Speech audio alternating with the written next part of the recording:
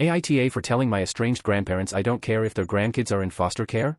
I'm 26M, married to my wife, 26F, and we're expecting our first baby. I'm estranged from my paternal side of the family after my father's affair with my dying mom and their willingness to try and defend his actions. While mom was sick, he left me to do more caring for her while he was screwing someone else. He even brought said other woman to my mom's funeral. His family also tried to get my mom to forgive before it's too late while she was still alive. It was a nightmare. I was 15 and it was a lot. Mom needed to be cared for and I was the only one who could when my aunt had to work.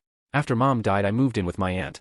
My father married the other woman and invited me to the wedding, but I didn't go or even acknowledge the invite. I had nothing to do with any of them. I heard he died last year and it was no concern to me. Also found out he had 2 kids. His other woman/second wife died 4 months ago.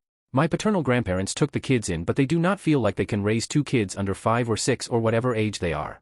They mentioned me to a social worker who approached me and asked if my wife and I would be willing to raise these kids. We said no. The social worker made a note of it and said they would not approach me again. My grandparents have not given up and contacted me and my wife both over this. They tried to use guilt trips and sob stories about foster care being horrific for kids, and one is a little girl, so it's even worse. None of this changed anything for me, and then they tried getting my aunt to talk to me. They showed up at her house with the kids and appealed to her as a former foster kid. She and my mom both were. She told them to get the fuck out. I ended up talking to them over the phone instead of ignoring their messages to me. We talked.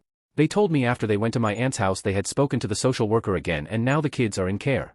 They asked me how I could be okay with my siblings being in care. I said I don't care that their grandkids are in foster care.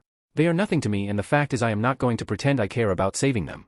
I said they need to accept the kids are now in care and a social worker will work on finding them a good family, but they need to accept I will not be that.